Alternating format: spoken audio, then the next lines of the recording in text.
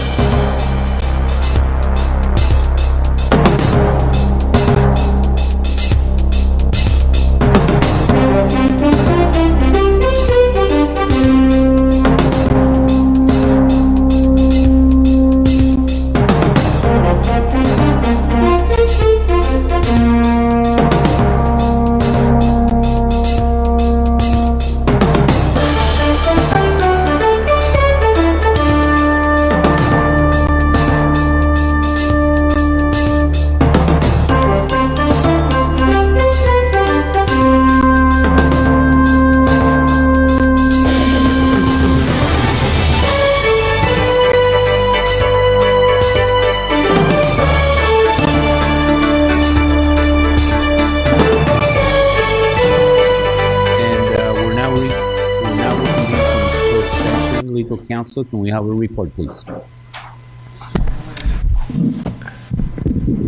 Certainly, Mr. Mayor, with all 5 members of the City Council being present, City Council met in closed session to discuss item number 1.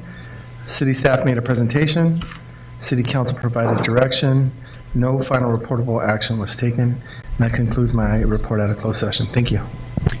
Thank you, legal counsel. And at this time, we're going to call the regular City Council meeting to order. Lena, could we have roll call, please? Councilmember Garcia. Here. Councilmember Linus. Here. Councilmember Reboyer. Vice Mayor Altamirano. Here. And Mayor Guimedo. Here. And at this time, could I ask everybody to please stand for the Pledge of Allegiance by our Library Director, Sonia Bautista, and please remain standing for the invocation by Councilmember Linus.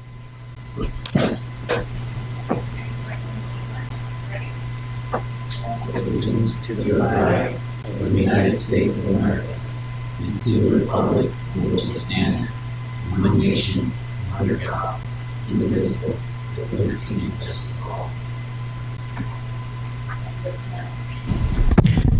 Please remain standing. Tonight, let's acknowledge the shared responsibility we have to make decisions that uplift and benefit our community.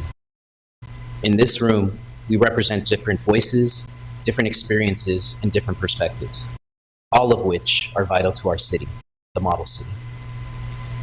As election season approaches at the national, state, and local levels, let us keep in mind the importance of understanding and respecting each other's views. May we strive for unity, not division, for open dialogue, not quarrels. Let our discussions be rooted in a spirit of collaboration and a shared vision for the future we wish to see built for ourselves and our families.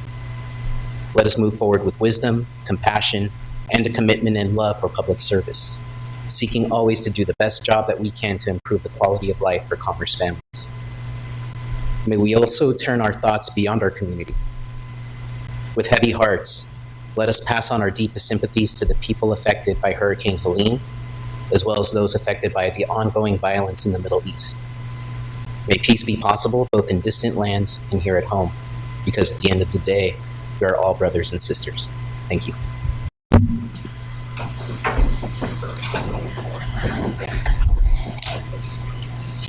Thank you, Sonia. Thank you, Councilmember Linus. And at this time, we're going to move to appearances and presentations. We have item number 1, city videos. Who'll be presenting on this item?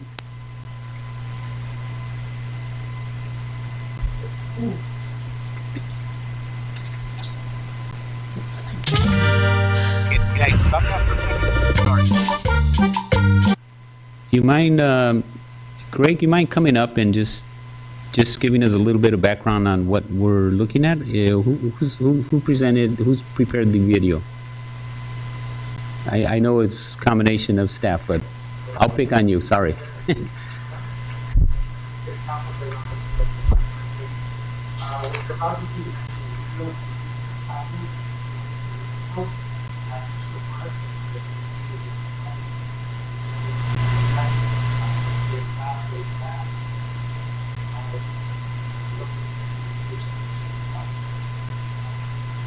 Thank you, Greg. Appreciate the background info. Thanks.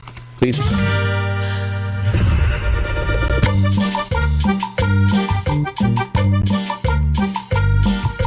I am so happy to be here today celebrating our Fiestas Patrias, something that is really important for a community like ours that is predominantly Latino. Having events for our community to just come together. Also very important to keep our culture alive, to keep our culture rich here in the City of Commerce. We are so proud to be American, but we're also very proud to be Mexicanos, to celebrate the independence of Mexico. A lot of folks enjoying a lot of the festivities for kids, for adults, many booths that we have, and of course, excellent music. But more importantly, it's great to be able to share our culture, especially passing these traditions, Mexican traditions, to our children. I'm so excited to be here. love to see our community festive and vibrant. Events like these are important because culture plays a big role, and I'm just so happy that we're all here celebrating together. Good evening, Commerce community. It's a wonderful, amazing event here today, and I want to thank the entire community for coming out to celebrate Mexican Independence Day. This event is so important and so vital to the Bristol Park community, and we wanted to make sure that after the pandemic, we brought it back here because we want to make sure that we're connecting community and culture. Thank you all for coming out tonight. Really appreciate you, and Viva Mexico!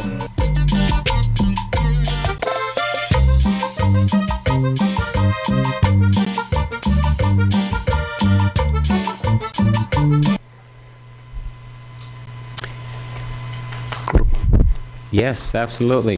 Hey, I saw myself. Thank you, Greg, and our entire city staff for the great job that they did. And I know that Councilmember Linus had requested we relocate or bring back the Fiestas Patrias, and we took advantage of another, I believe is one of our end-of-year festivals that we generally have at our parks. And thank you for putting it all together. I know it was under a very short, limited time, but you guys really responded well, and it turned out to be an awesome presentation or event at Bristol Park. Very well attended. Great job to all of you. Thank you for really pulling it together. Thank you. And at this time, we're going to move to another presentation. Item number 2, presentation, National Breast Cancer Awareness Month in the City of Commerce.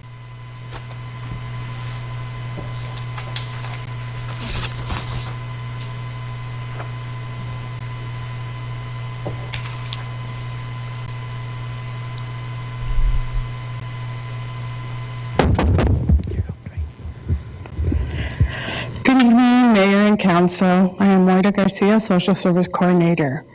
October is here, which means Breast Cancer Awareness Month. So as promised, I invited Maritza Quevedo from FHCCGLA, which is a health clinic here in the City of Commerce. She'll be making a brief presentation on breast cancer. Thank you very much. My name is Maritza Quevedo. Thank you for having me tonight. I'm the Outreach and Enrollment Supervisor at Family Healthcare Centers, and I'll be making a brief presentation. As we proclaim October as National Breast Cancer Awareness Month, let's not forget that cancer never sleeps. Our agency is always looking ahead and always reminding the community to get screened. Screening and early detection play an important role in your health and survival.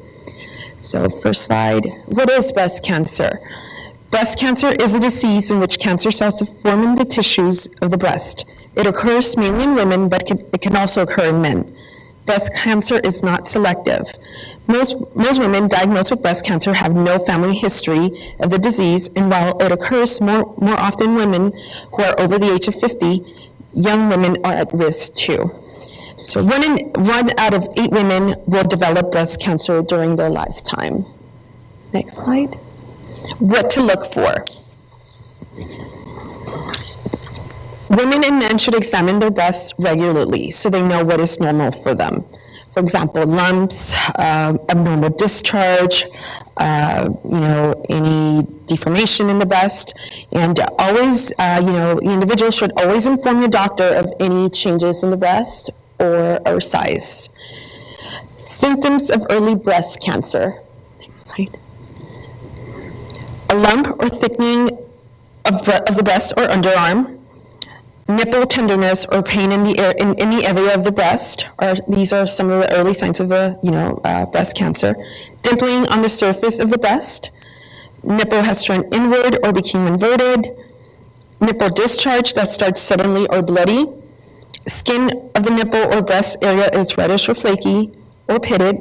Change from the breast in the shape or size. 3 steps to early detection of breast cancer. First one is breast self-exam. Every woman should perform a breast self-exam at home once a month. A clinical breast exam is done by a healthcare professional, it's also known as a CBE, to recognize warning signs and abnormalities. 3, mammograms. A mammogram is a special x-ray that allows a doctor to check for abnormalities in the breast tissue. We are here to help. FACC-GLA offers clinical breast exams to both men and women. FACC-GLA offers the Every Woman Counts program, which is known as the EWC, which provides free comprehensive breast and cervical cancer screening services.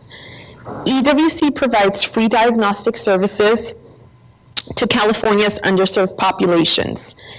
FACC-GLA has also partnered with Pro-Life Imaging Mobile Mammography to perform in-house screening mammograms.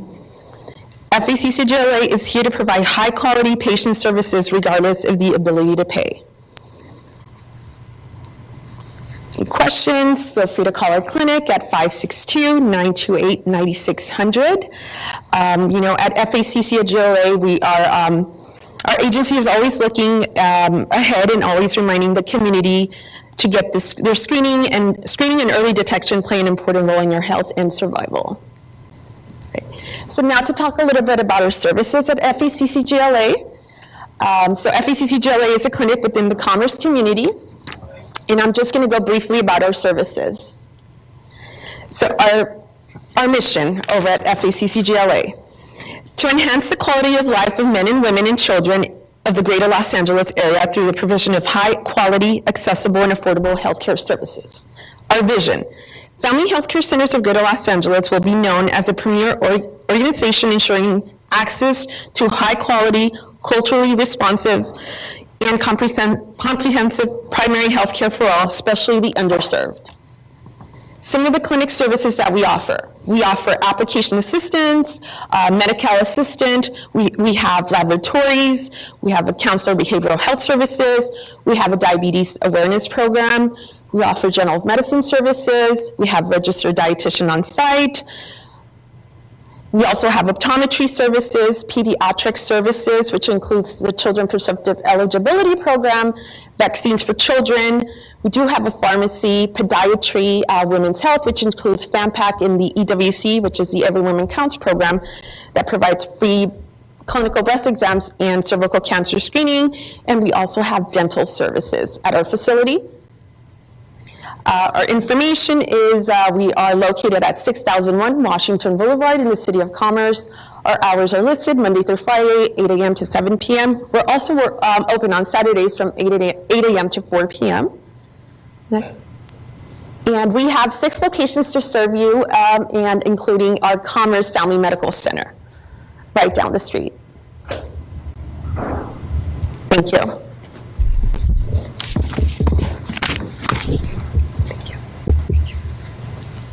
So those are some of the resources that we have in the City of Commerce and other locations, and feel free to call these numbers and to prevent your health scares.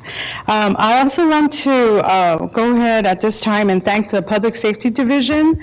I don't know if you've seen, but they are helping and supporting this program by having the Pink Patch Project, which you have that flyer in front of you. Through the month of October, for a donation of $10, you can receive a pink patch that shows that you are supporting breast cancer awareness. If you want any more information or how to purchase or anything, just call Public Safety, and there are some flyers in the back. Is there any questions at this time? Is there any comments, questions? Councilmember Rebollo. Thank you very much. Thank you all for the presentation. I just have a quick question as it relates to the mammograms. So can any member of the community go into the clinic and get a free cervical or mammogram? Yes, of course. Regardless of their ability to pay, we're open to anyone in the community. With the EWC program, like I mentioned, it covers clinical breast exams and cervical screenings, regardless of the inability to pay. It's open to the community, and that program also covers the mammogram. We do have a mobile mammogram unit that goes to our Bell Garden site, and soon will be coming to our Commerce, to perform screening mammograms. Are we able, in honor of Breast Awareness Month, can we partner to maybe put something on our social media platforms so that the community is aware that they can come to get these exams, and then maybe do outreach like at the senior center? And one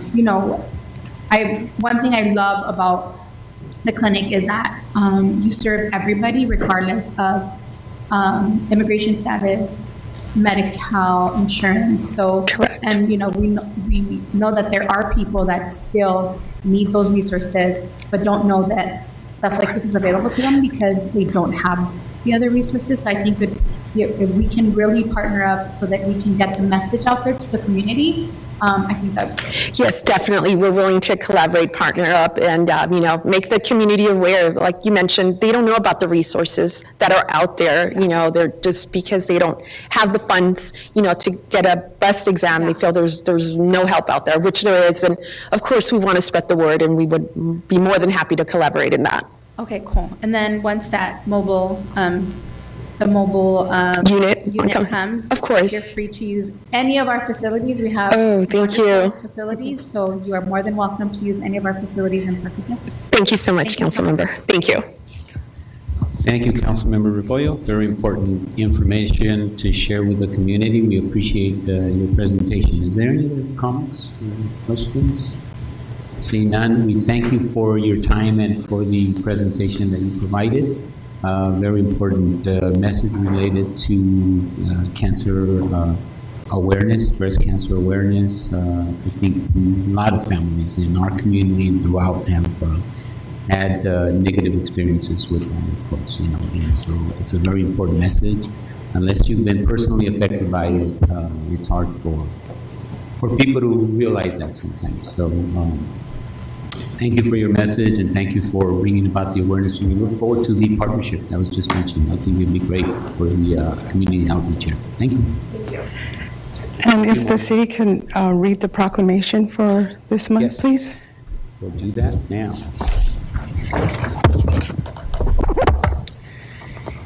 And this is a proclamation of the City of Commerce City Council designating October 2023 as National Breast Cancer Awareness Month in the City of Commerce. Whereas the United States government has declared October 2023 as National Breast Cancer Awareness Month, and whereas National Breast Cancer Awareness Month is an annual international health campaign organized by major breast cancer authorities, cancer charities every October, and whereas breast cancer is the second leading cause of death in women, with more than 281,550 women and 2,650 men expected to be diagnosed this year. And whereas National Breast Cancer Awareness Month will raise the public's knowledge and awareness to take necessary steps to reduce the risk of breast cancer through early detection and treatment. And whereas for every 100 years, for over 100 years, the American Cancer Society has worked relentlessly to save lives and create a world with less cancer. And whereas the American Cancer Society is actively fighting breast cancer by helping women get tested and find breast cancer earlier and helping them understand their treatment options and cope with physical and emotional side effects. And whereas the members of the Commerce City Council strongly support the efforts of the American Cancer Society to promote breast cancer awareness. Now therefore, the Commerce City Council hereby proclaims October 2023 as National Breast Cancer Awareness Month in the City of Commerce to increase awareness and promote early detection of this disease. Passed and adopted this 10th day of October 2023. Signed, Mayor Hugo Argumedo, and members of the City Council. Thank you. Thank you for your support. Thank you. Appreciate your presentation. Okay, and now we'll move to have public comment, and I have a card by Gloria Nezahualcóyotl. Gloria?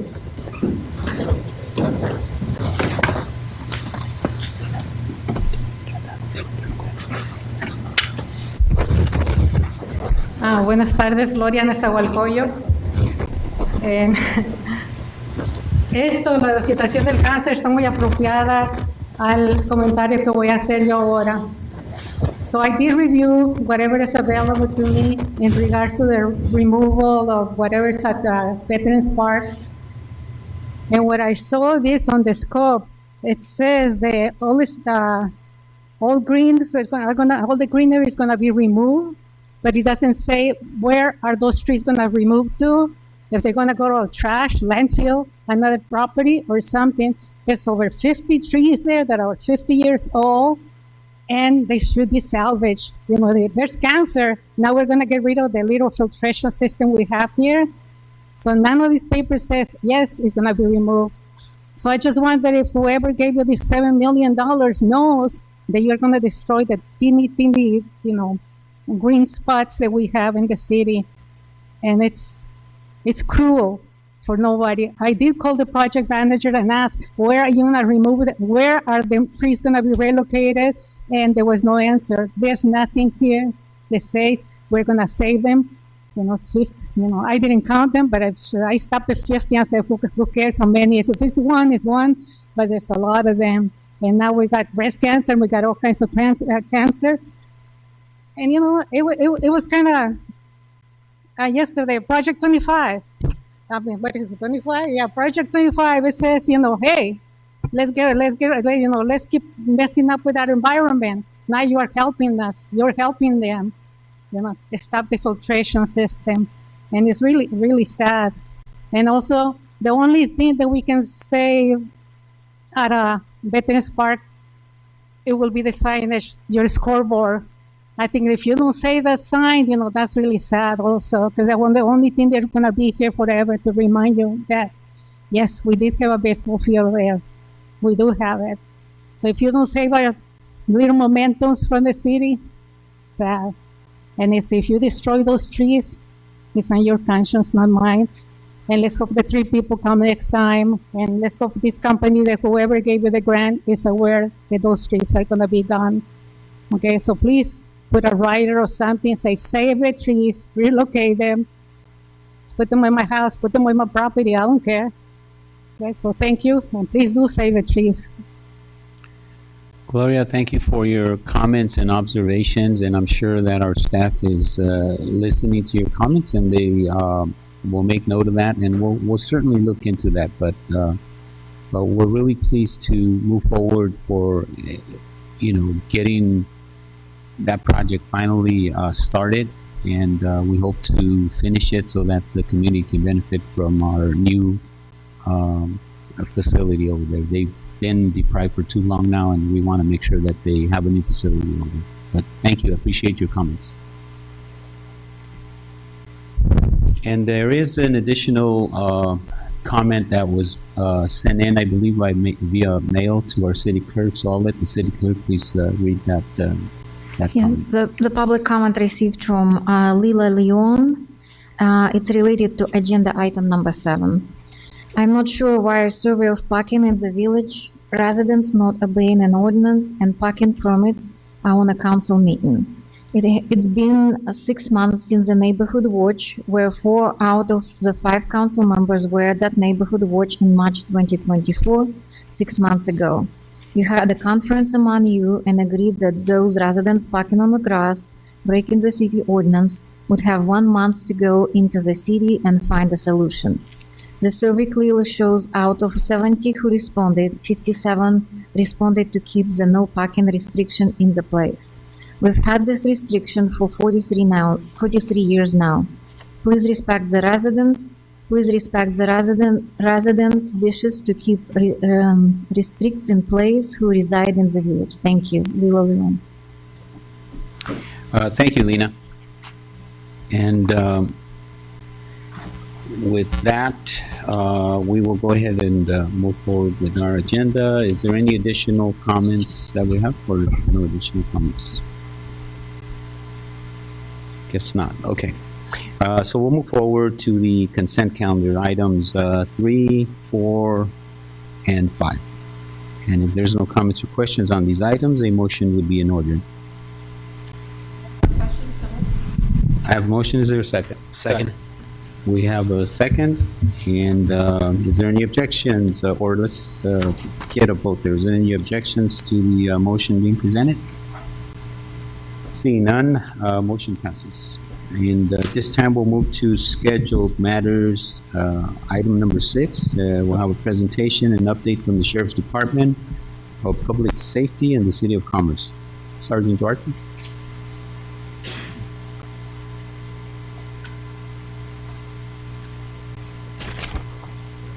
Good afternoon, Mayor and Council. I will be providing an updated public safety report for the City of Commerce. Before I start, I do want to advise that I will be providing an updated for the flock system on the next council meeting. Okay, on the first map, you will find the City of Commerce crime trend. As you could see, our normal areas, which is our Commerce Center, which is lightly red at the north end, and then down the middle, which is going to be our Citadel, which is red as well. And the Citadel RD, which is going to be the 0245, we had 27 incidents occur in that location. The most likely day of the week is going to be on Fridays. The likely time that the incidents are reported are 1700 hours. On the next slide, I'm going to provide you of City of Commerce vehicle thefts, which is totally not different. Separated it from the other map just so we could see where the vehicle thefts are occurring. Most of them are occurring. As you could see on this map, Citadel location has a very pinkish reddish area. That's a location that where a lot of vehicles are being stolen for. The most popular makes and models: Ford Ecoline E350, Hyundai Sonata, Kenworth motor semi-trucks, and all other vehicles are different vehicles. Day of the week here is going to be Thursdays, and the time of the day that they're being reported is going to be 8 in the morning, which tells me that most incidents are occurring overnight. On the next slide, we're going to go over Part 1 crimes beginning from January 1st through September 30th. In September, we had a total of 9 aggravated assaults, 8 robberies, 12 burglaries, 81 other thefts, a total of 40 auto thefts, and 1 arson. I'm going to break that down even further in comparison to other cities.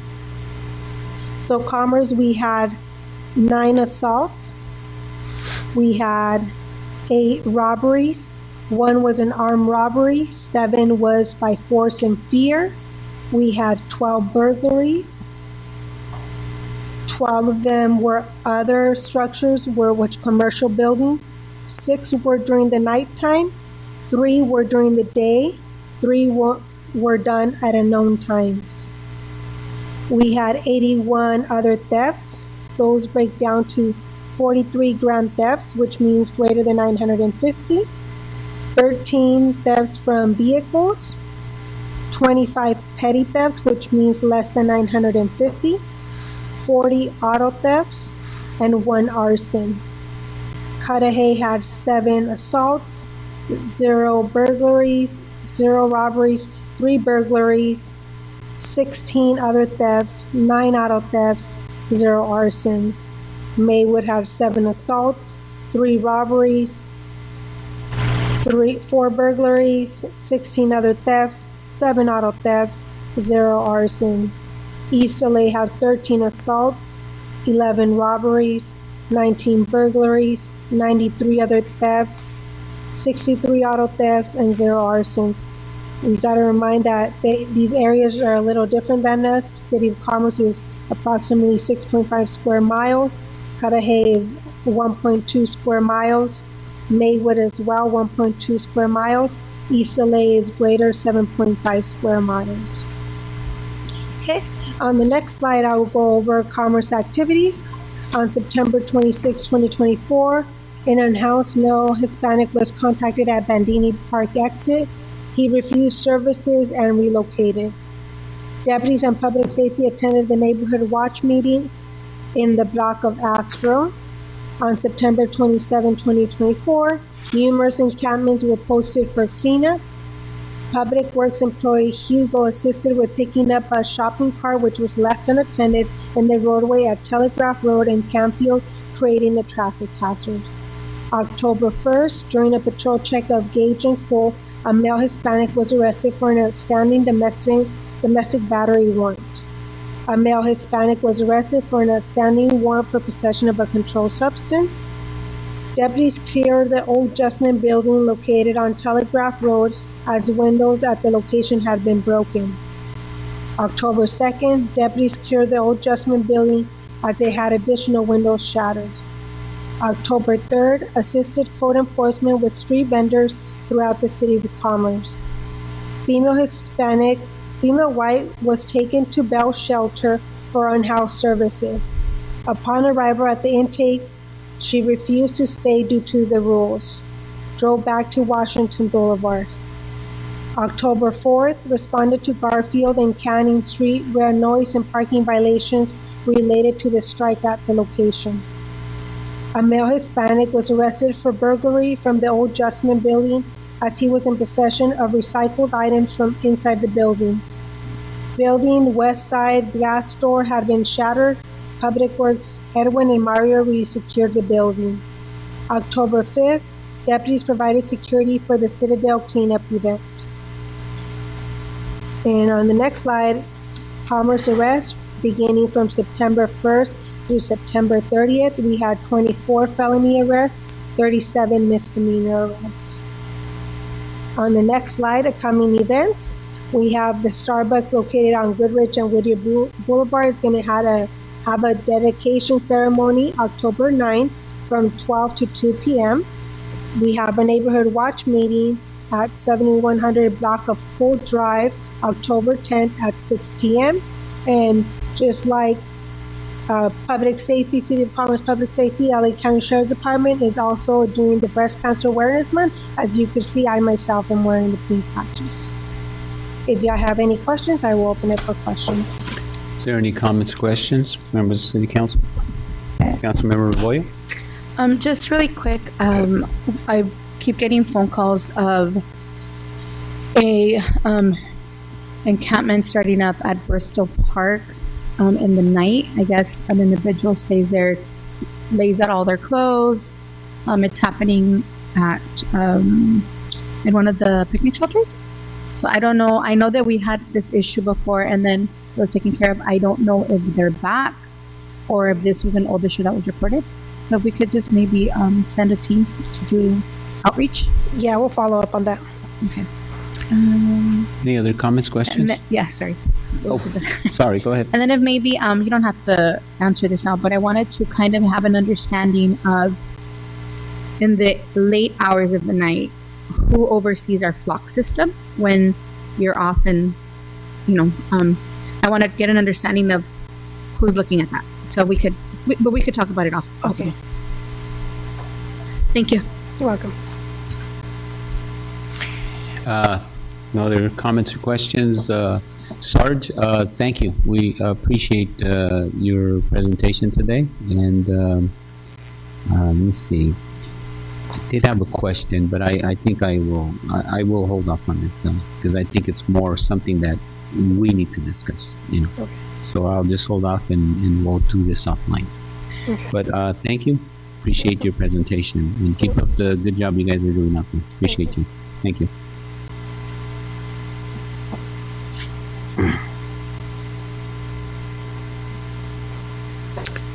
All right, that takes us to item number 7, update and consideration of parking shortage at Village neighborhood.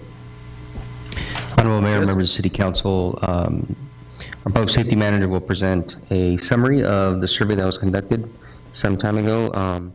So tonight you're not necessarily approving specific actions, you're directing staff to bring back items for consideration. And so after he presents, I can answer any questions related to the item. Thank you. Justin? Good evening, Honorable Mayor and City Council. My name is Justin Hudson with Public Safety. Tonight I'm going to be presenting about the survey results and some possible options going forward for the parking in the Village neighborhood.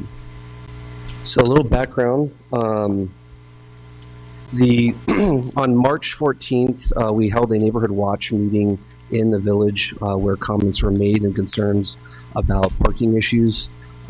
As you might be aware that in that neighborhood, for a long period of time, it's been illegal to park from 2 to 6 a.m. overnight. just in the village neighborhood. So that raised some questions about parking on lawns or other options related to the parking impacts from that. So from that meeting, we developed a survey between public safety and code enforcement that was hand delivered to all 140 properties in that neighborhood on April 4th. And we developed some questions to ask to gauge some of their concerns that they have in the neighborhood, and allowed 2 weeks to pass to turn that in. And they could drop it off at City Hall, mail it in, or email it, or text it. And so from that, we received 72 responses from the 140 that we sent out. The surveys, just for clarification, did not capture any personal information. That way they would feel more willing to provide this information. They were serialized with a number so that we would make sure there was no photocopies made and reproduced. So the we didn't have that issue when we received the responses.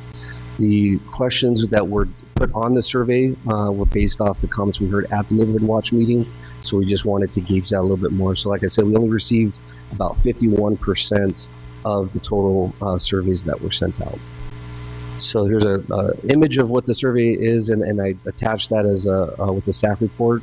So there's 5 questions that were the primary questions that were asked. And of those, it started off with, should the no parking from 2 to 6 a.m. be repealed? The second question says, if yes, what would your recommendation be? And it allowed them to also fill in an option that was not listed. Number 3 was, if you support permit parking, how many permits per home? And number 4 was, how many vehicles are associated to your property? And lastly, do you support widening your driveway? At the end of the survey at the bottom, we did allow for additional comments, which I will share later in the presentation. So here's results from the surveys that we received. So 54 votes from question number 1, which is approximately 75% of the vote, said that they did not want to repeal the overnight parking, so they want to keep it. 17 voted yes to appeal it. 1 did not answer. Of those that voted yes, we had received 18 total responses for this question, and 14 of the 18 wanted permit parking, and 4 voted for no restrictions at all. So that would mean basically public parking like the rest of the city. And then number 3, we received 54 responses. 30 did not support permit parking. 13 supported 2 permits per household, and 6 supported 1 permit per household. And then 4, how many vehicles you have with your property, we received 66 responses. 36, which is more than half, claim to have 1 to 2 vehicles, and almost the other half claim to have 3 to 4, with a few more responses with more vehicles than that. And then lastly, do you support amending the code to allow driveways to be widened? Out of the 70 total responses, 54 said yes, which again is about 75% of the vote, said that they would be open to allowing for the driveways to be widened. And I want to share some of the comments that were received at the bottom of these surveys. So just to highlight some of these, we received, these are actual quotes from the surveys. In brief, they're saying that encourage residents to clean out garages, make it possible to park 4 cars per household. They also said years ago we had driveways widened with 4 cars in the driveway, 2 in the garage, which is 6 vehicles. And then giving 2 permits per household is a good suggestion for less parking traffic for the sidewalk. And then these are additional comments made about basically keeping the parking the way it is. For example, quote, leave it alone. Rules remain the same, no permits. Make the no parking 2 to 6 makes it quiet and safe. And this is also part of the attached report that we did for these surveys. I wanted to show some pictures. So for example, these are homes in the village that have not altered the driveways, a 2-story and a 1-story. They're keeping with the original design of that property, meets our current code, which is a 20-foot wide driveway. So those are just some examples of the ones that meet the current code. And these are just satellite pictures to show you the different types of situations with the driveways in the village. So we did a survey of the neighborhood. We counted that 41 of the 140 homes have the original driveway unaltered, and the 99 out of the 140 have had some addition to it in some capacity. That could be concrete, bricks, pavers. It's been expanded of some nature. And so that's the breakdown between the amount of homes. So for example, homes 1, 3, and 4 there have widened their driveway over the years. Home 2, it still has the original 20-foot width of the driveway. These are just our current codes that share what our municipal code allows for. So for example, the first one says that parking is on a paved driveway leading directly to a garage. The second one talks about the driveway can be no more than 20 feet wide. And then the third one talks about no parking within the setback area on private property unless it's on a driveway. So those are our current existing codes that we have.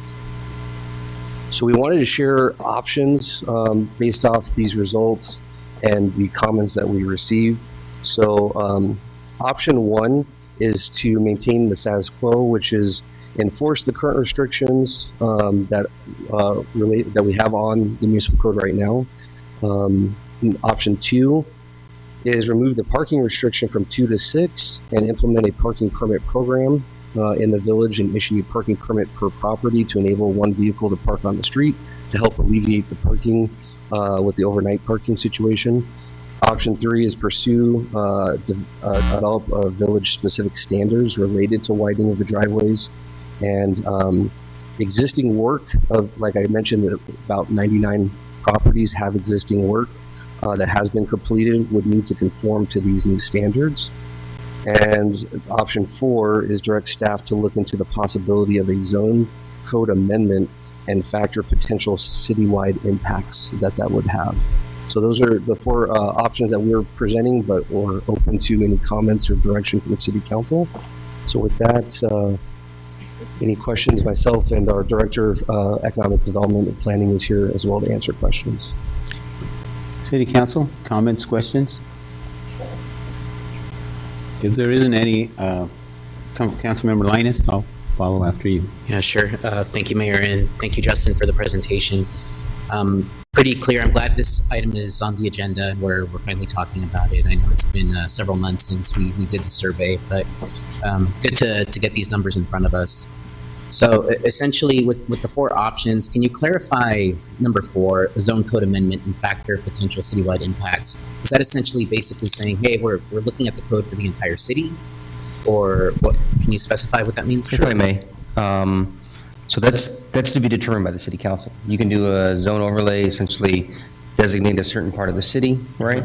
Obviously, this survey was conducted in specific to one neighborhood, and you could certainly treat it either as a pilot program or specifically just have it available to that neighborhood. And then staff will make the necessary changes in accordance with the City Council direction. So it is 100% within your discretion as to what area of the city and the scope of the restrictions that you would like to see. Okay, thank you for that clarification, Mr. City Manager. Just from my perspective, I know we've talked about permit parking, and I know the village talked about it, but as far as the people that responded, it didn't win out, right? And when I think about permit parking, I think it does work in some areas, right, where you have like large venues like nearby, or like community or colleges, right, and convention centers and things of that nature, right? But as far as the village, and the city, I think we have to think about staffing, right, to issue, manage, and enforce permit parking. I think we also have to think about the time to implement or roll out a permit parking program. I don't know what that timeline would look like. Obviously, if you look into it, you'll come back with some details there, but another factor to consider. But then, if we're looking at the village specifically, right, we also have to think about how it could potentially overburden other neighborhoods, right? And I know one of the parking issues that the village may have is, just the crowd of people going to Stevens Steakhouse, right? And so if we're looking at permit parking for the village, does that overburden the Fitzgerald Triangle, which is the property or the neighborhood adjacent to Stevens? So For me, I'd really like to look into clear standards for widening the driveways. I think that's where, the numbers are taking us. And, as far as a zone code amendment, I think I'll go back to kind of what we've talked about in the past. One of the things I would like to do before amending code is T-marking, So we've talked about piloting T-marks in other neighborhoods, right? Because it would prevent oversized vehicles from parking on the street. Sometimes people double park to save spots, or sometimes new drivers don't do it maliciously, right? They just double park by accident, right? And they essentially take up a couple of spaces. So I think before we get into option 4 with the zone code amendment, I would actually advocate to piloting a T-mark program in the neighborhoods in which it makes sense, right? So I think those were just my thoughts. For me, I really like option number 3, but I'm interested to hear what everybody else has to say. Thank you. Thank you, Mayor. Thank you, Councilmember. Appreciate your comments, and I know you've made reference to the T-marks, which is, I think it's a great idea and long overdue. But back to the presentation, I too am in favor of option number 3, which is to the widening of the driveways, which was a pretty evident and pretty clear from the surveys.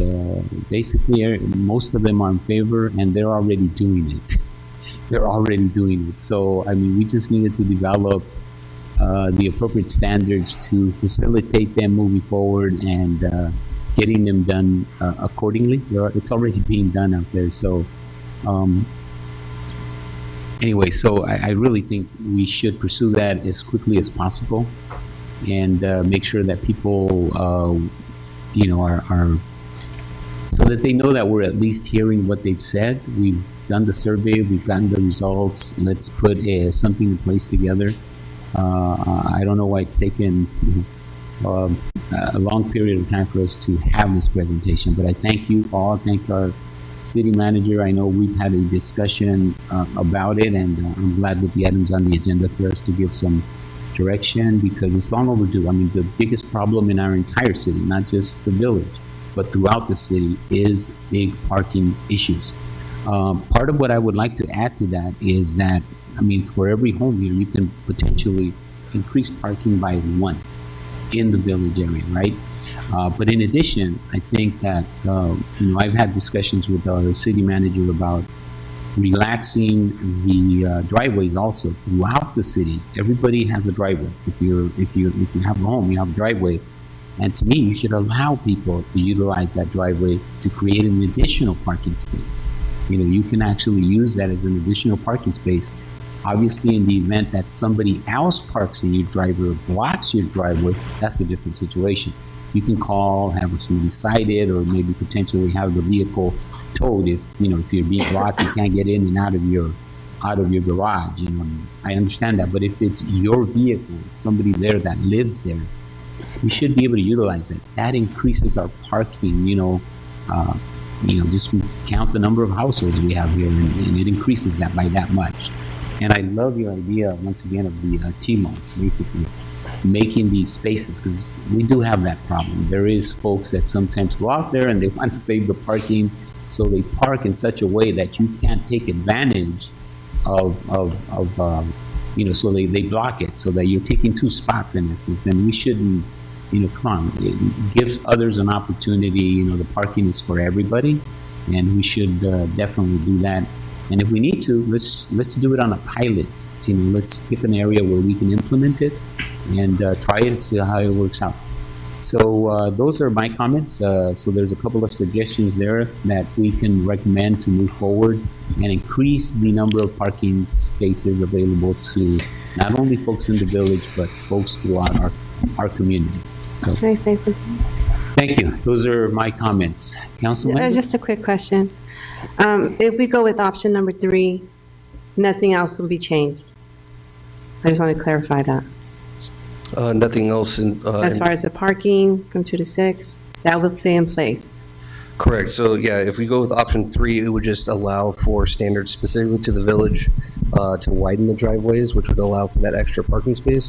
but there would still be the no overnight parking from 2 to 6. Okay, I just wanted to be clear. Just to Thank you. clarify, and I know a couple of council members want to make some more comments, but as of right now, the direction I think staff is hearing is that we will look into implementation of widening of driveways in the village area and look at a T parking program potentially at a different location that makes sense. Councilmember Rebollo. I think we're pretty much all in agreement, right, that option 3 works, but also as we, and I think all of us have gotten these concerns, right, that there's also within, spread out the community, right, that there's people that want to widen their driveways, not just in the village, because of the same thing, right?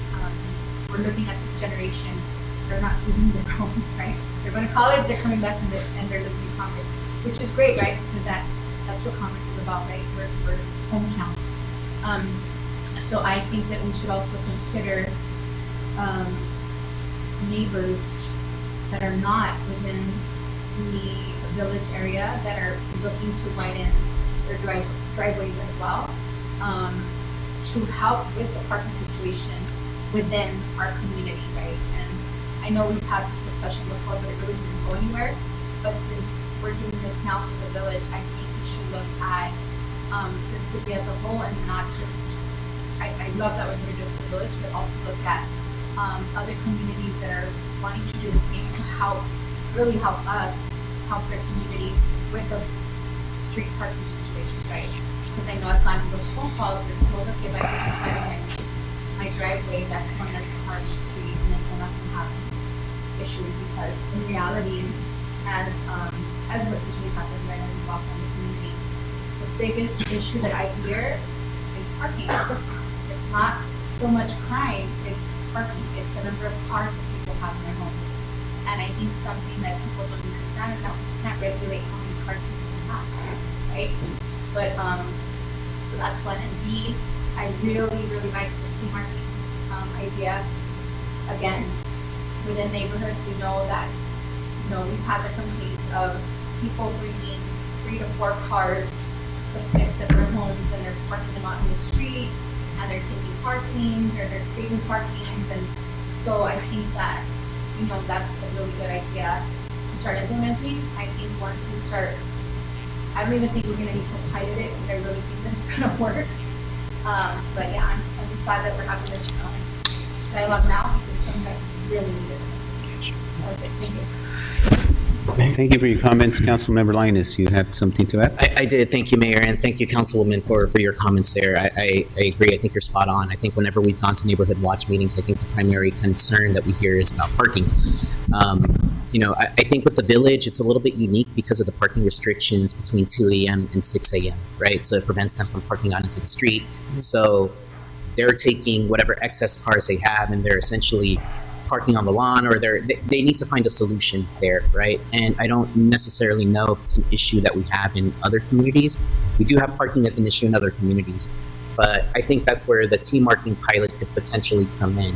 My recommendation would be to maybe look at T marking, and I have some thoughts on where it could be. I would also like to lean on our CSOs, since they're driving around all day, right? And they know the parking situation in each of the different neighborhoods. But one neighborhood, one street that stands out to me is Bristow Park, Trigg Street, right?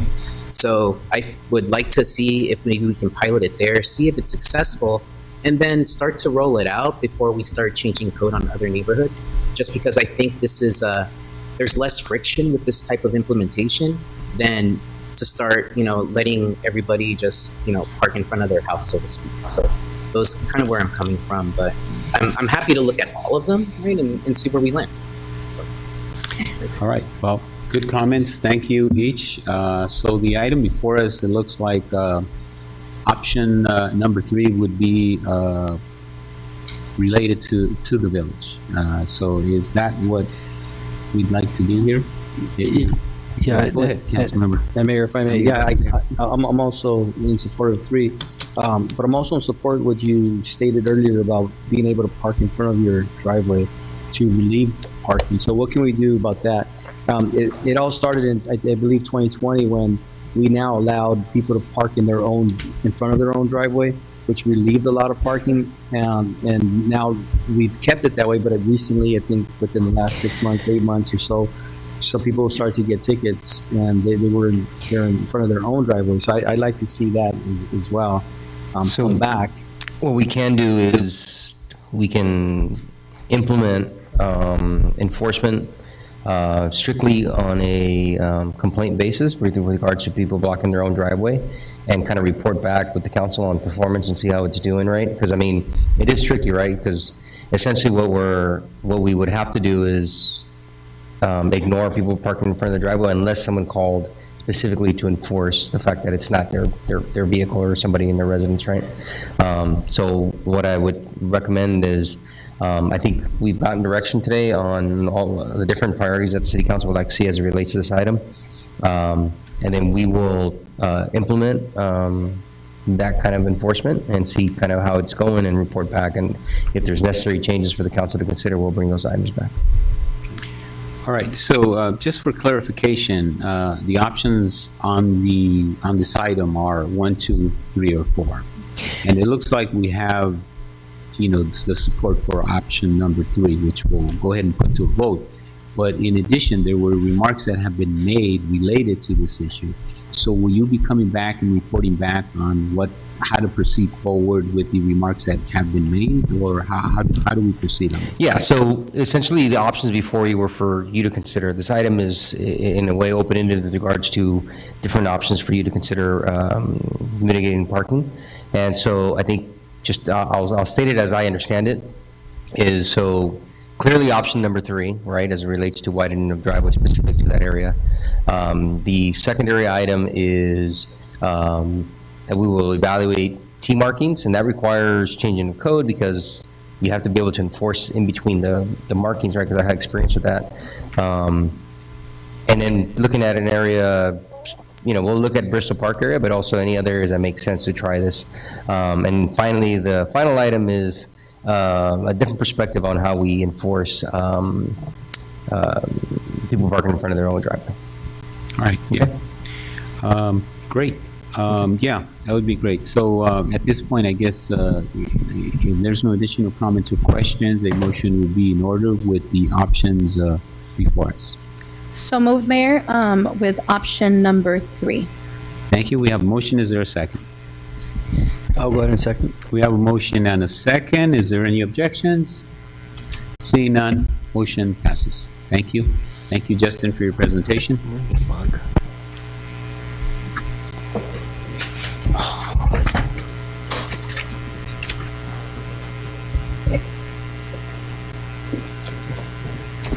All right, this takes us to item number 8. Yeah, there was no objections. Yeah. Did you want to abstain? Or you're all right. Thank you for asking. Okay, Honorable Mayor. Item number 8. Yeah. Please. Assistant City Manager Vilko Dumbek will present on this item. Yes, good evening, Honorable Mayor and council members. The item before you is a resolution of the City Council of the City of Commerce approving a sublease agreement between the City of Commerce and the Amatim Group LLC. Just a brief snapshot or background on this specific property of 7025 East Lawson Avenue. Back in 1995, what was then referenced as the Community Development Commission entered into a ground lease with Structural Materials. That ground lease originally approved was for a 55-year term. Structural Materials didn't make it that far, and what happened in 2012 is they were going out of business. They sold their business to Beacon Sales Acquisition. So in response to that, in July of 2012, the successor agency, which then succeeded the Community Development Commission, approved the assignment and assumption of that master lease. And then, they were there for approximately 9 years. What happened was they wanted to improve the property at the time. Of course, under the laws of the redevelopment, they would have to go through a process. So rather than having to go through that arduous process, they decided that they would look elsewhere for a property, and then submitted a option to cancel the lease on June 7th, 2021. Also that year, as part of their master lease and their assignment, they then reassigned the interest in the master lease to the City of Commerce. And then October 1st of 2022, the city and then Amentum Group LLC entered into a temporary lease agreement. And then approximately about a year and a half later, staff and the tenant began negotiations as far as the current terms. At the direction of the city council, staff went out and solicited 5 real estate companies to obtain monthly lease assumptions. And as you can see there in the staff report, the average conclusion was that the market lease value would be estimated at about $85,000. So with that said, and I've talked to the current tenant not only yesterday but also this morning, and they accept the terms of the agreement in whole, and they're willing to move forward with this agreement as presented. So if the city council has any questions or comments, I'm here to answer them. And then, of course, any legal questions that relates to the agreement, we have our city attorney, Noel Tapia, with us. Is there any comments, questions, members of the city council? I have a comment. This, on the bottom, where it says that the $79,000 will go into the general fund, instead of it being absorbed in the general fund, can it go into something different where we can choose programs and things of that nature that it can really help out, right? Because this looks like it's going to be going towards the city. Yeah, I mean, it's not a special revenue, right? I mean, the general fund is specific to still the discretion of the city council, right? I mean, we can come back to you at your pleasure, right, with any type of program and make it specific to the revenues that are being recognized as a result of this. Okay, maybe in the future we can talk about that. Yeah. Okay, understood. Thank you. We will we'll earmark these revenues so that in the future, if you decide to create a fund specific to projects and/or programs, it'll be easy to decipher the amounts. If there's no additional comments or questions, I would entertain a motion at this time. Mayor, if no comments or questions, I'll move to approve the agreement as listed in the staff report. I'll second. We have a motion and a second. Is there any objections? Seeing none, motion passes. Thank you, council. Thank you. And this brings us to item number 9, revisions of staffing allocation to the Departments of Library Services, Parks and Recreation, and Public Works. Honorable Mayor and members of City Council, actually staff would like to continue this item to a future meeting. We need to, in preparation for the opening of the Bandini Library in January, it's expected it'll be completed. We may need to change the staffing levels requested tonight for the library services. Okay. So basically you're requesting We'll continue the additional item. time to better prepare a report for us to take into consideration then?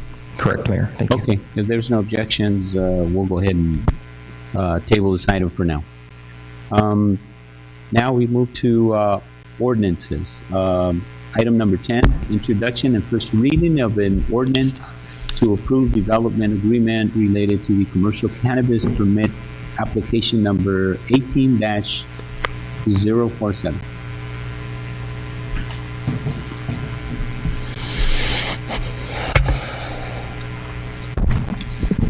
Hello, good evening, Honorable Mayor and members of the City Council.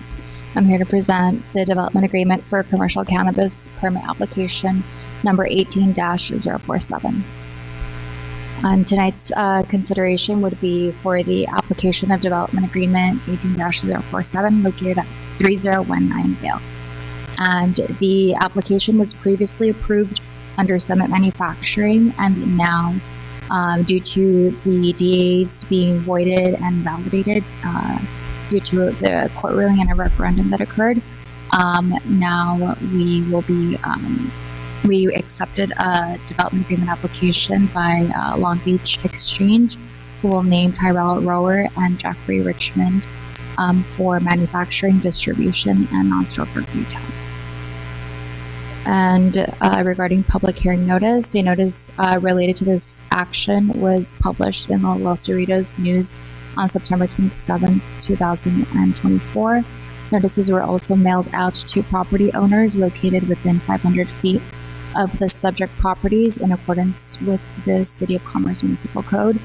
And on August 21st, 2024, the Planning Commission adopted a resolution recommending that the City Council adopt an ordinance to approve a development agreement between the City of Commerce and Long Beach Exchange LLC. Some background on this item: it was adopted back in October of 2018, Ordinance 700, which established the commercial cannabis regulations for the city. This allows for the processing of the commercial cannabis program, and it established a process by which development agreements would control the permitting process. On May 7, 2019, the City Council approved 21 development agreements, one of which was CCP applicant number 18-047, which approved ordinance number 720 to allow commercial cannabis operations on 3019 Vale. Also, following the next year, City Council approved another ordinance, ordinance number 740, to include additional use of non-storefront retail delivery for their approved site. And as mentioned, due to the citizen-sponsored referendum and litigation, this invalidated both ordinance number 720 and 740. So both were voided. As a result of these actions, CCP applicant number 18-047 had both DAs invalidated. This led to the applicant number 18-047 needing to submit a new application for the approval of the commercial cannabis operations in the city. And I just wanted to read regarding the requested action tonight. It would be to waive the full reading and introduce the first reading by title only, a proposed uncodified ordinance related to application number 18-047, approving a development agreement for the operation of commercial cannabis activities, which was recommended for City Council approval by the Planning Commission. Also, 2, approval by introduction and first reading of uncodified ordinance, finding that the development agreement is exempt from further CEQA review pursuant to Administrative Code Title 14, Chapter 3, Section 15301A, Class 1 existing facilities, because of the development agreement includes a project that consists of small additions, expansions, and alterations to existing structures where there will be or no expansion of the existing structures and or uses. And pursuant to said findings, direct staff to prepare and file corresponding notice of exemption. Approval 3, approval by introduction and first reading of an uncodified ordinance approving the findings consistent with and pursuant to Government Code Section 65867.5. And 4, approve the conditions of approval. 5, direct staff to assign a number for the adopted ordinance and development agreement. That is all. Any questions? Is there any comments or questions? There is none. I believe we need to open the public hearing on this item. Alina? Okay, we'll go ahead and open the public hearing on this item. Anybody wishing to address the City Council on this item at this time would be the appropriate time. We have the owner's representative here tonight in case there's any questions as well. Okay, Anybody wishing to address the council on this item? Seeing none? Okay, we'll go ahead and close the public hearing at this time. And if there's no additional comments or questions by the city council, a motion would be in order on this item at this time. I'd move on staff recommendations 1 through 5, correct? Yep.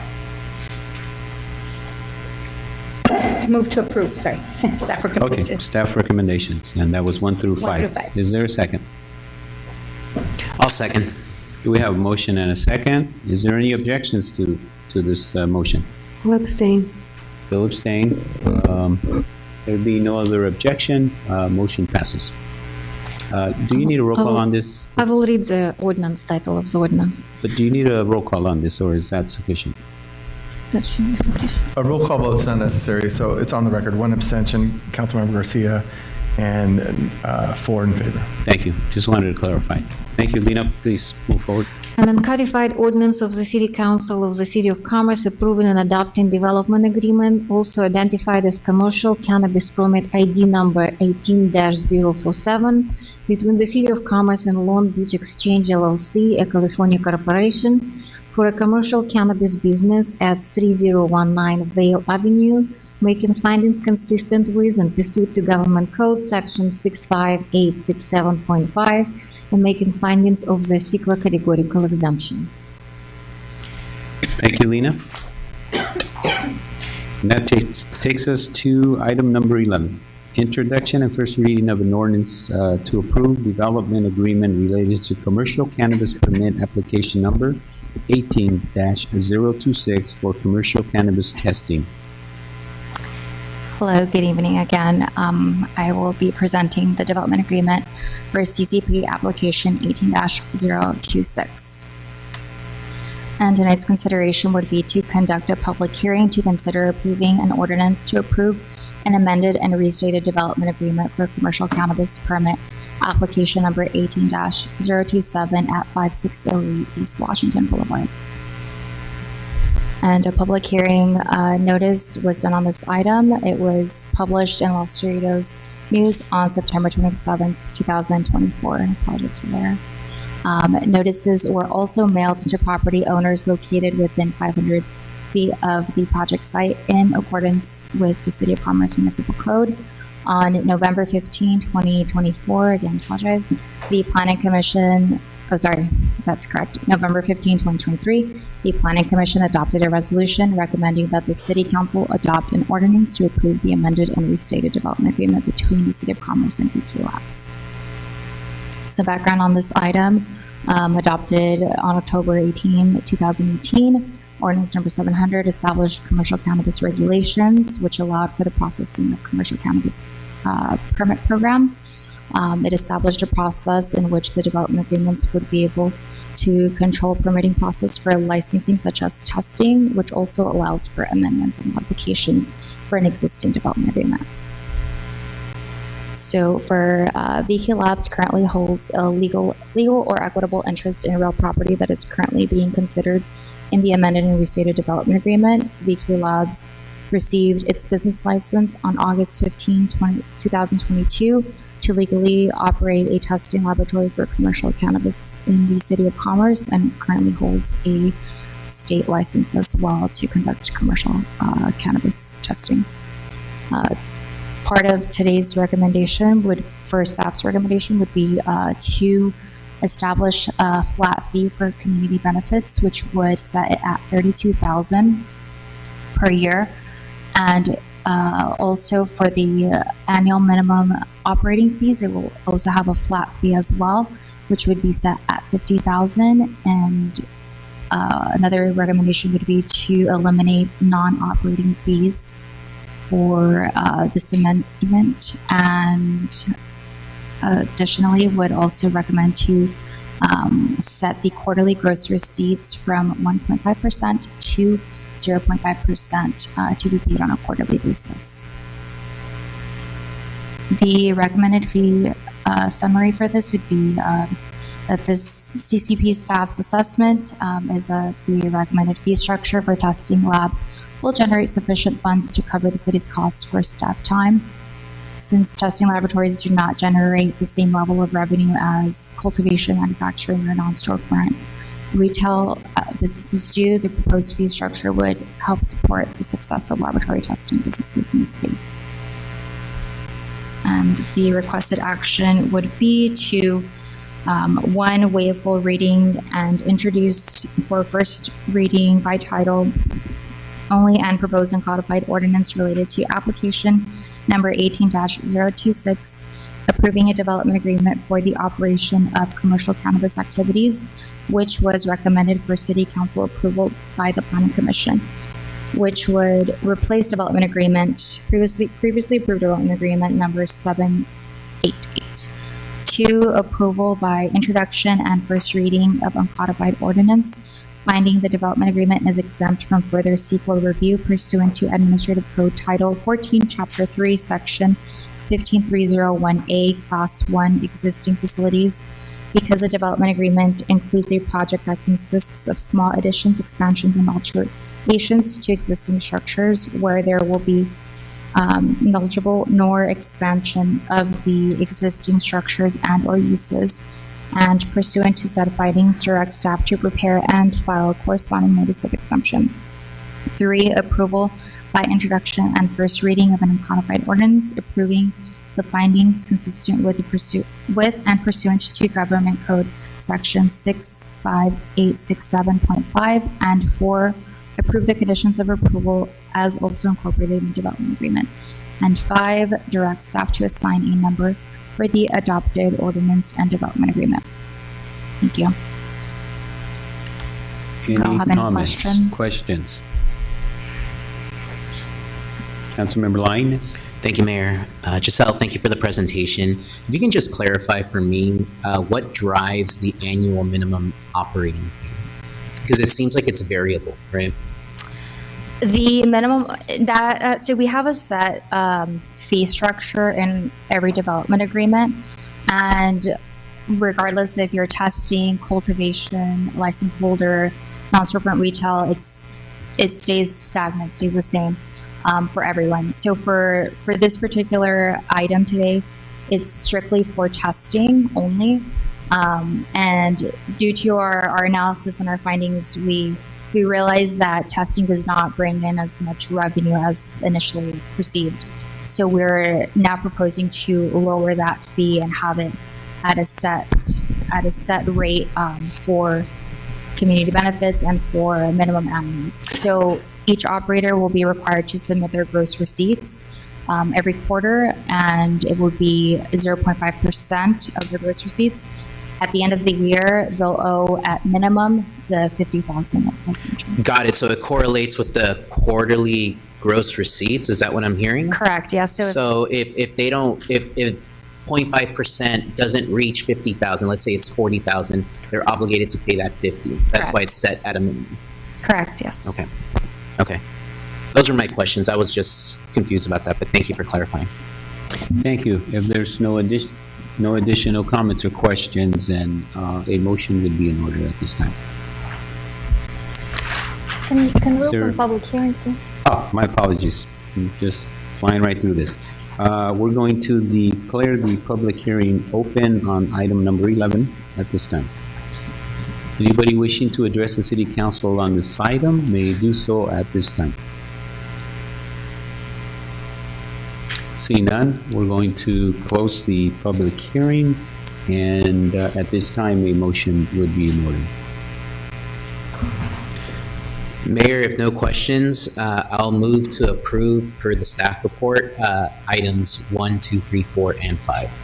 Well, second. We have a motion and a second. Is there any objections? Abstain. We have one abstention, and the rest are ayes. Motion passes. Thank you.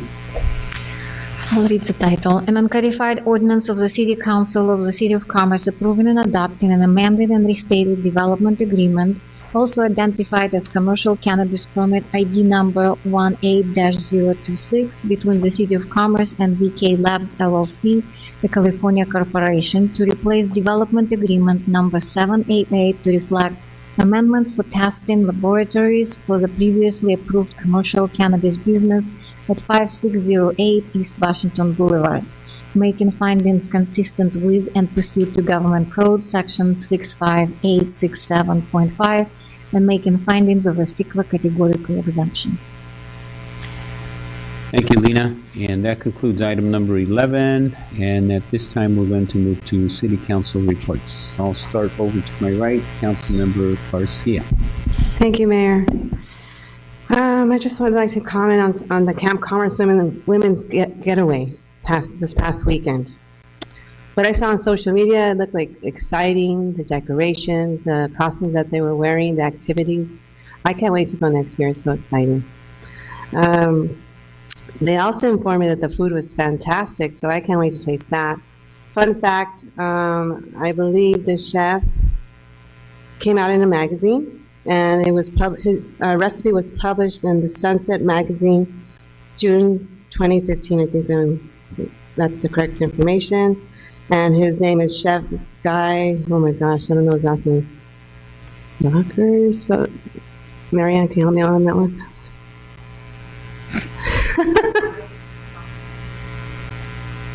Well, congratulations, Chef. Those are my comments. Thank you. Thank you, Marianne. Thank you, Councilmember. Appreciate your report. Councilmember Woodland. Thank you.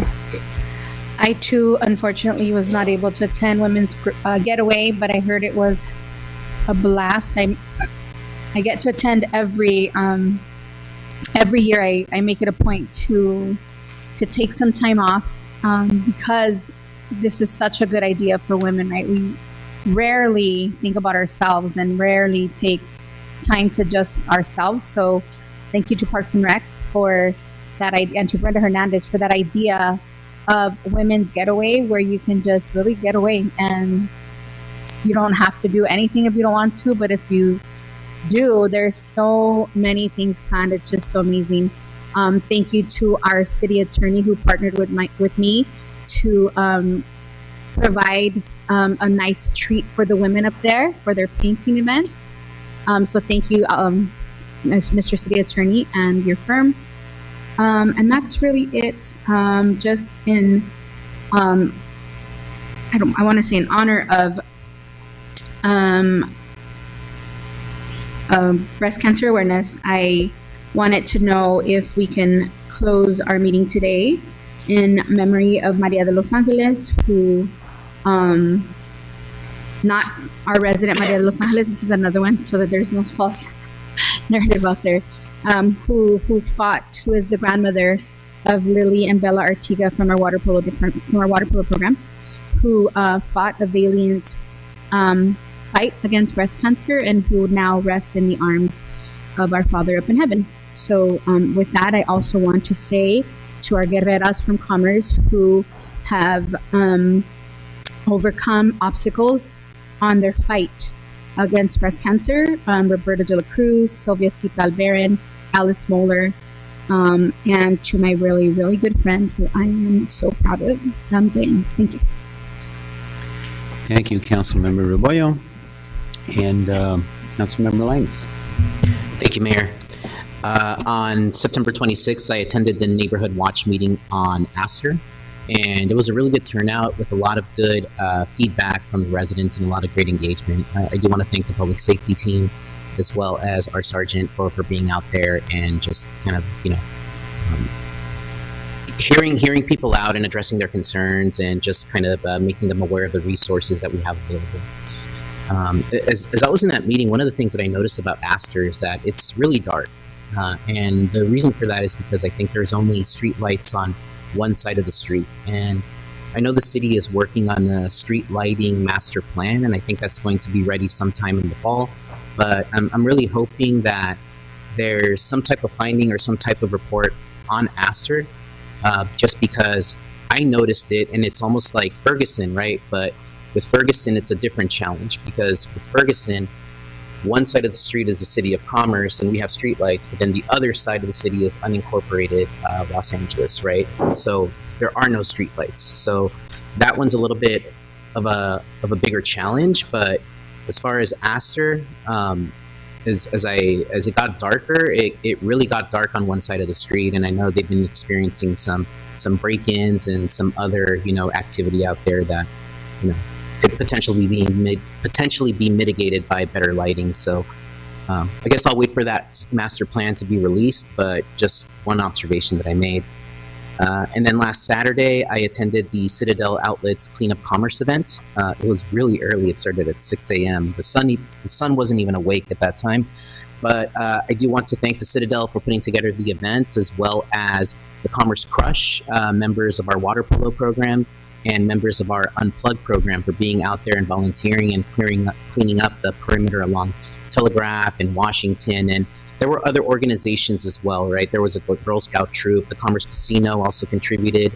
And of course, East LA Sheriff's Department was also out there. So great event. I'm glad that they brought it out. I know it hadn't been active in several years, but it was a good time. So with that said, that concludes my report, and go Dodgers.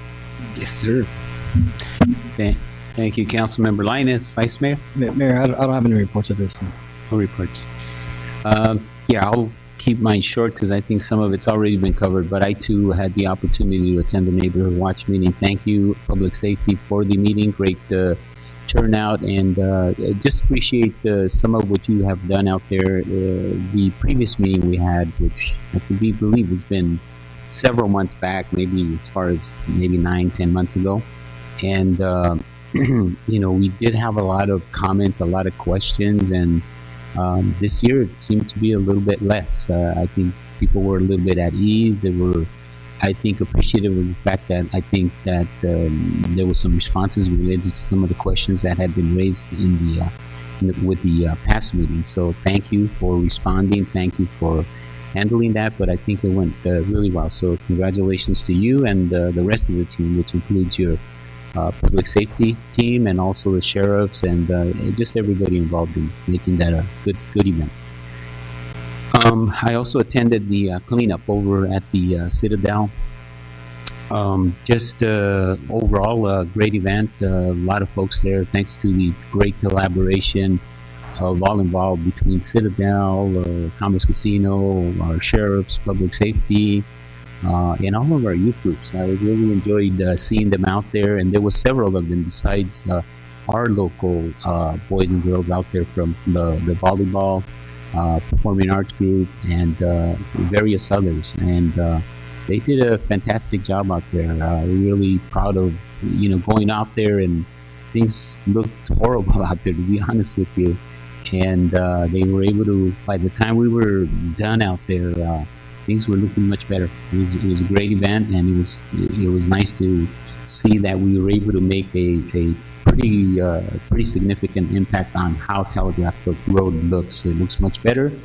I did make some recommendations to the coordinator. Hopefully they'll take into account some of these recommendations that I've made, which I think will be helpful to them. It's just better tools. It's having the right tools to do the job in essence. And for me, it's a matter of working with individuals that have that background, doing these kinds of things so that you're prepared. You do an analysis of what needs to be done beforehand with people that do this, and I'll give you an example. There was some landscaping group out there that was actually coming behind us. And so what we were doing is trying to pick up all of the debris. But they had the proper tools, the proper containers to lay it down, and it's got like a built-in dustpan, with the can, so it makes it really easy to use your rake and just push things right into the trash can. Whereas most of the volunteers, you had trash bags, and you're trying to get two people to hold it open while you push things in there. And it just would be a lot better, a lot easier if you have the right tools to pick up a lot of the debris, make it a little bit more effective. And working in teams, I think, is essential also. Just a couple of other things that I commented on, then hopefully in the future they'll make some of these little changes, and I think it'll just be that much more successful in the future. But great event. Thank you all. That really concludes all of what I had to report today. So, Mayor, may I say something? I don't want to cut you off, sorry. Yeah, sure. I'm sorry. I want to say this before my niece gets upset with me. She participated in the cleanup, and she says she was exhausted, but now I know why. You didn't have the proper tools. But I want to say that, and I also want to say for the breast cancer survivors, we support you and we admire how strong you are. And that's it. Thank you. Thank you for your added comments there. Appreciate that. And this concludes all items on our agenda. Thank you all for being here this evening. Appreciate your patience with us, and have a good evening. Thank you, everybody. We are now adjourned.